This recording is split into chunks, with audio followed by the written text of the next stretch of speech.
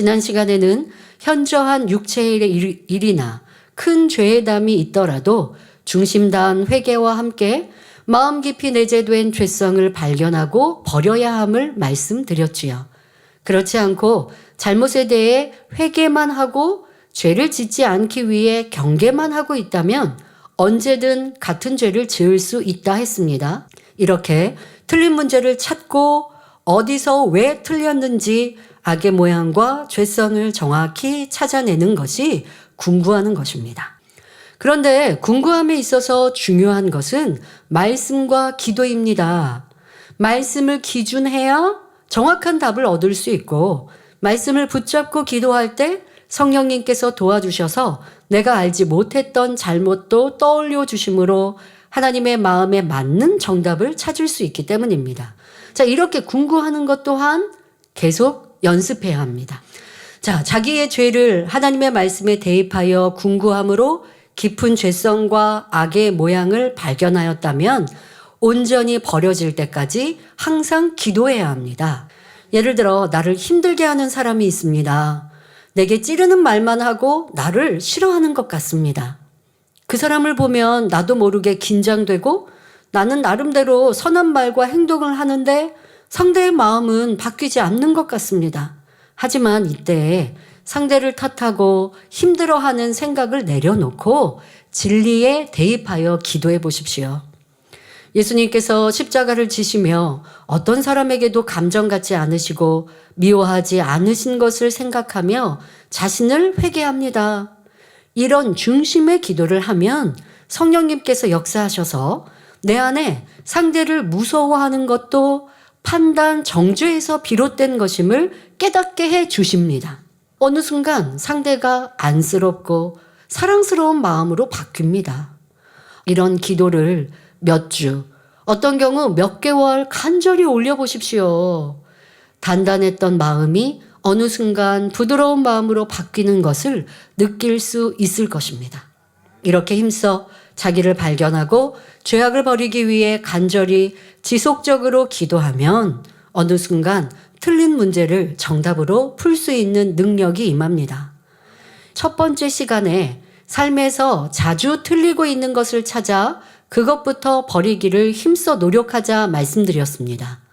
많은 죄성과 악의 모양이 있다 해도 현재 크게 드러나는 악부터 버려가다 보면 결국 다 버릴 수 있지요. 그런데 이렇게 노력할 때 구체적으로 해야 빠른 변화를 얻을 수 있습니다. 나는 심히 악해서 변화될 수 없거나 변화되는 것이 너무도 힘든 일이어서 아니 되는 것이 아닙니다. 변화되고자 하는 마음은 있으나 구체적이고 적극적인 노력과 수고가 없었기에 변화가 더디었던 것입니다. 구체적인 노력에 있어서 먼저 할 것은 자기의 죄악이 자주 드러나는 상황과 대상을 찾는 것입니다.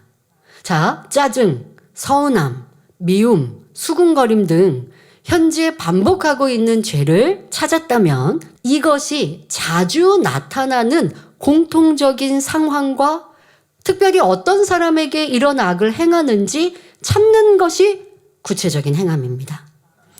우리의 삶은 만나는 사람이나 겪는 일들이 비슷합니다. 그러니 부딪히는 일도 불편한 것도 짜증스러운 일도 비슷하지요. 설사 새로운 사람을 만나고 처음 겪는 상황이 온다 할지라도 내 마음과 행함은 똑같기 때문에 전과 비슷한 실수나 잘못이 나옵니다. 자, 그러니 이렇게 변화되는 데 있어서 구체적인 행함.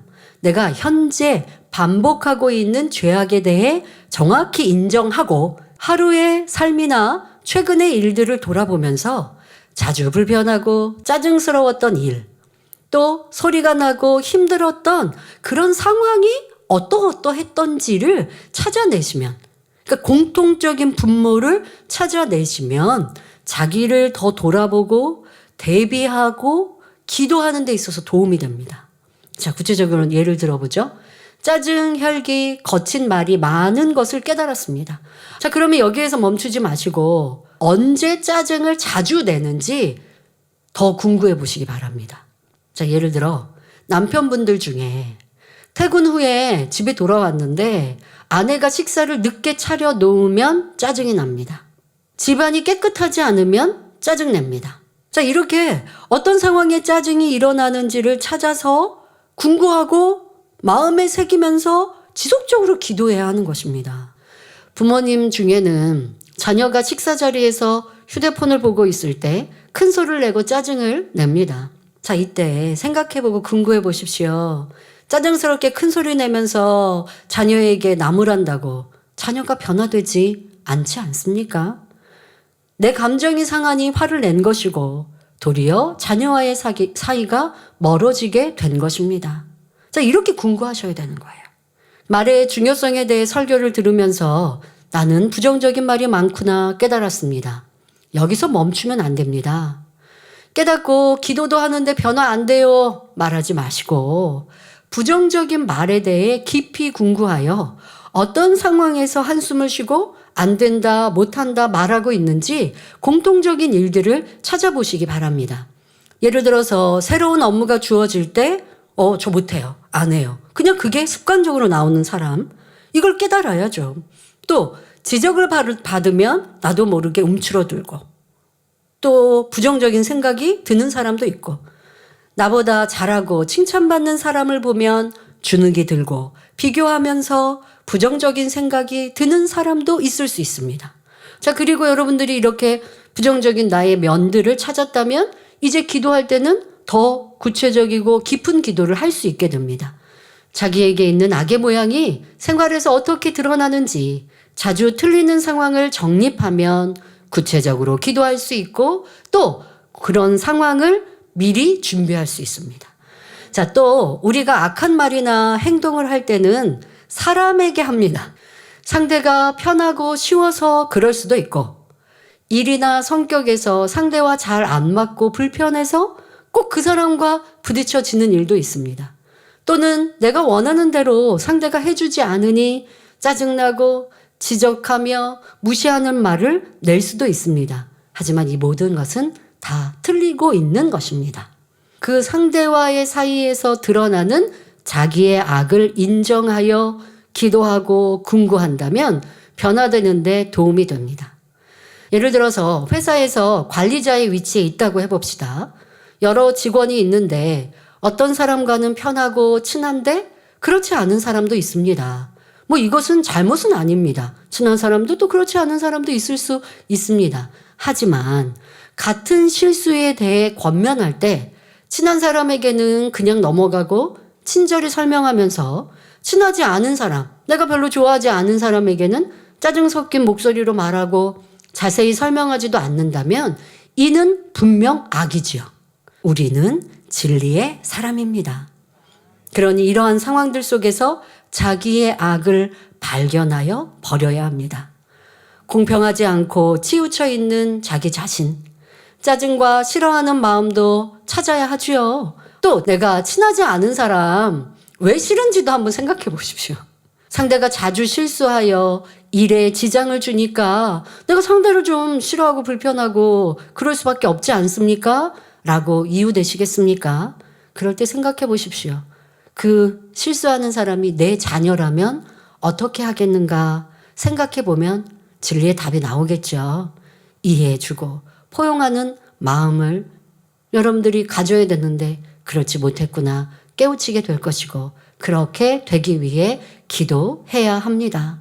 그리고 그 상대가 실수했을 때 더 따뜻하게 말하고 친절히 대하려고 노력하면 변화되는 것입니다. 다른 예를 들어보겠습니다. 교회에서 함께 충성하는 일꾼이 있는데 나에게 함부로 하는 것 같습니다. 내가 한 일에 대해 지적도 많이 하고 다른 사람과 불편한 일이 있으면 아니 괜히 나한테 와서 불평하고 하소연을 하는데 그 상황이 불편합니다. 겉으로는 말하지 않지만 모임을 하고 돌아오면 마음이 상합니다. 그러면 이 사람과의 관계를 선과 사랑으로 바꾸는 것이 현재 나의 변화의 과제입니다. 내 악이 이 사람으로 인해 발견된 것이니까 마음으로 고마워해야 되는 거죠. 그리고 이제는 틀린 문제를 진리로 풀어야 하지요. 상대를 이해하고 사랑하기 위해 많이 기도해야 합니다. 성도 여러분, 의견이나 성격이 잘 맞고 나에게 잘하는 사람과는 좋은 관계를 가질 수 있습니다. 하지만 그렇지 않은 사람과는 불편하고 싫고 짜증나는 것은 바로 내 안의 악 때문입니다. 그러니 그런 상황과 사람을 피하려 하지 말고 변화의 기회로 삼으시길 바랍니다. 싫은 사람을 사랑하고 불편하고 어려운 상황을 기쁨과 감사로 바꿀 수 있는 것, 이것이 바로 여러분의 변화요 성결입니다. 이러한 것들을 찾아서 구체적으로 기도하면서 이 연말연시를 변화의 시간으로 삼으시면 더 행복하고 뿌듯한 날들이 될 것 같습니다.